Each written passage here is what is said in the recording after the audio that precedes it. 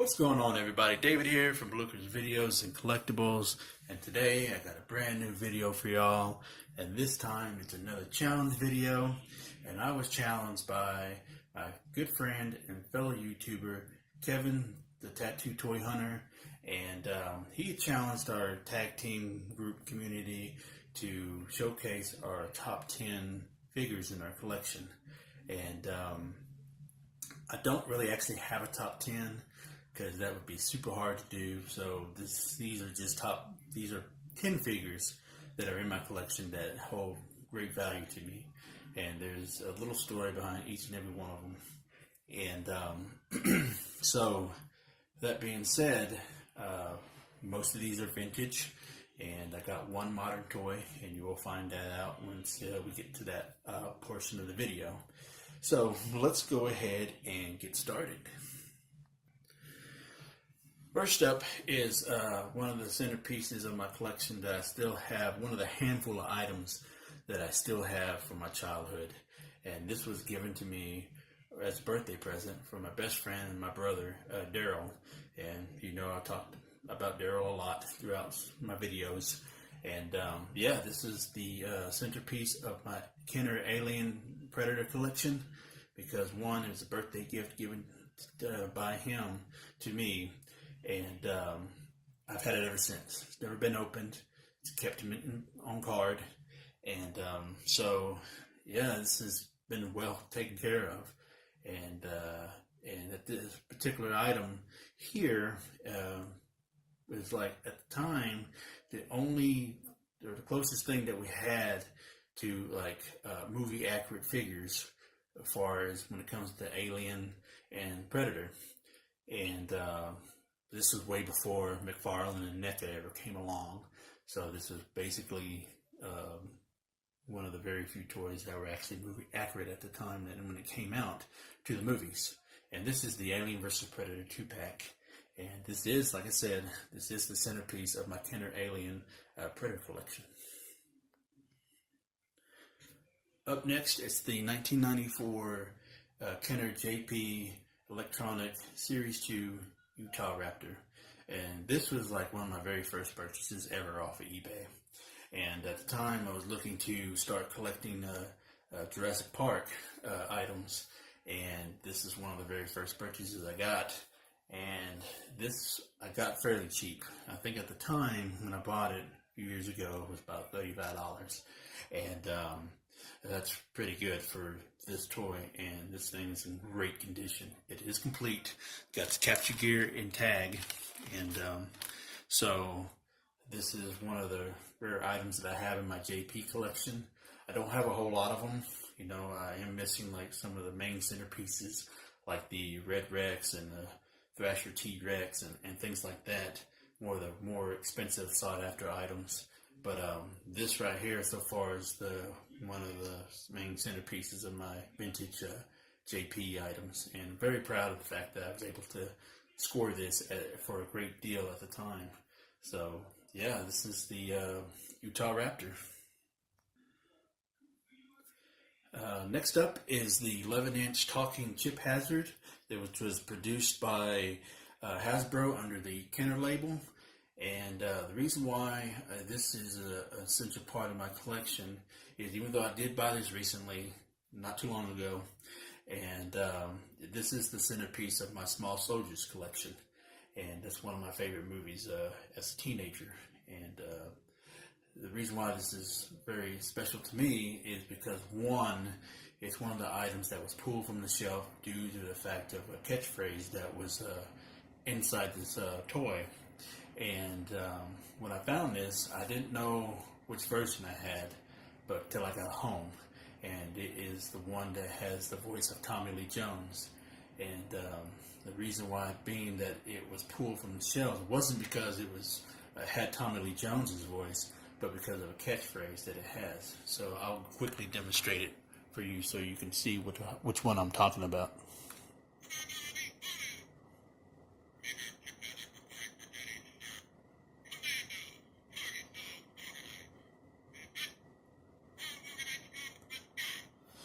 So if you heard the last catchphrase, "all Gorgonites scum must die," Apparently, that was the reason why it was pulled from the shelves, was because of that catchphrase, and I think it upset a lot of parents when they bought this toy for the kids, and so I guess Hasbro got a lot of complaints, and it was pulled from the shelves and replaced by another voice for the figure.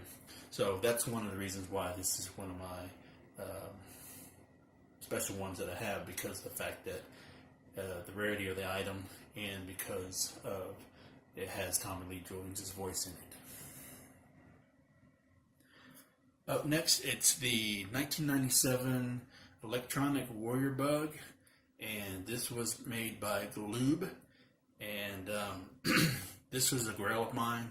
I've always wanted this when it came out. Never got a chance to get it as a teenager, and finally have it as an adult now. And I was able to score this really cheap in a lot deal on eBay. And it came with this, and came with the electronic fighter ship that has shooting missiles, and 2 remote control items. One with a hopper bug, and another has a different ship. And at the time, a lot of the electronics remote controls, had the wire attached to the remote control into the figure. So I was able to score that, I think, for $50 at the time altogether. But the Electronic Warrior Bug itself alone, working or not, is $50 or more loose. So the fact that I was able to get other items along with this for the same amount that you would get it standalone is very awesome. And so I finally was able to add this centerpiece to my collection, mainly for my Starship Troopers collection. Up next, it's the 2014 24-inch Jakks Pacific Godzilla. And the reason why this is included on the list is because this was an anniversary gift from my wife. And she knows that I like large figures when it comes to my collection. And she happened to get this on a good deal and was able to surprise me with this as an anniversary gift at the time. And very happy to add this to my collection, as this thing is the staple to my Godzilla collection. Up next, it's the 1989 Toy Biz Batmobile, and this is based off the 1989 movie Batman. And that movie was like my all-time favorite as a kid. I was 9 years old. I was just mesmerized when I first saw that movie, and I had to have the toys. So luckily, for Christmas, at the time, which I don't have anymore, I was able to get the Batwing, and I am currently looking forward to.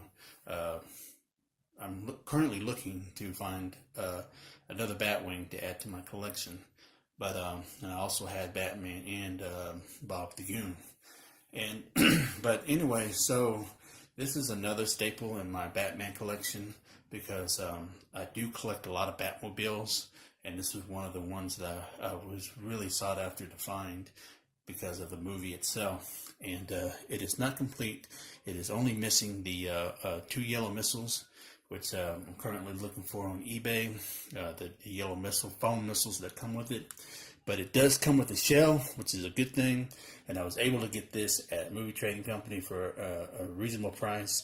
It was actually fairly cheap, and especially when it comes with the shell and everything.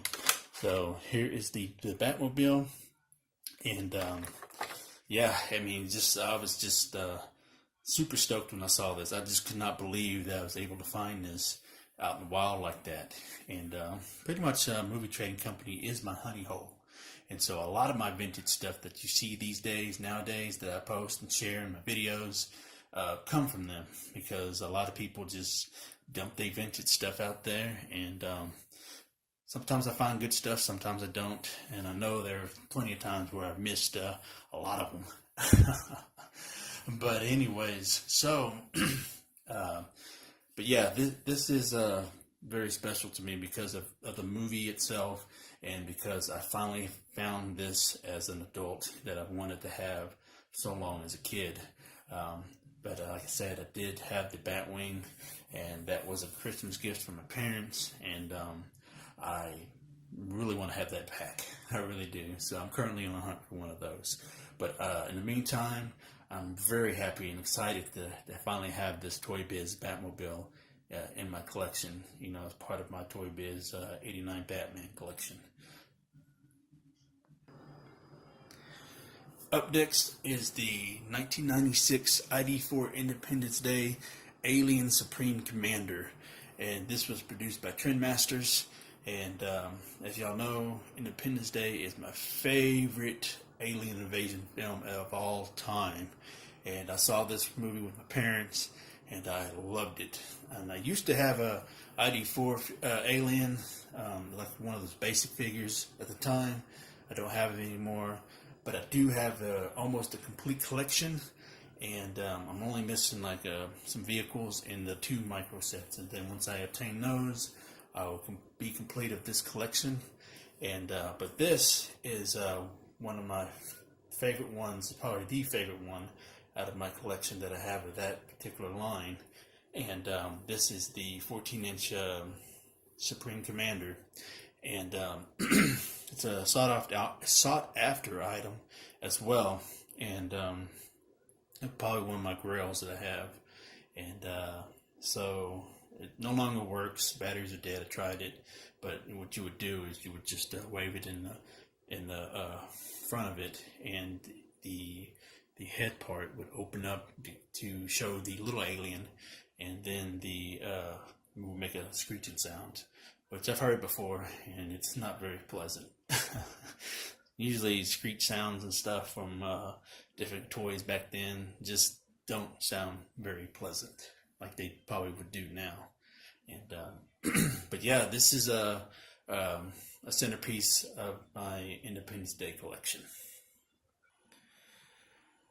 Up next is the 1993 Kenner Jurassic Park Command Compound, and this is the staple of my Jurassic Park collection, of all my collection, Jurassic Park, Jurassic World.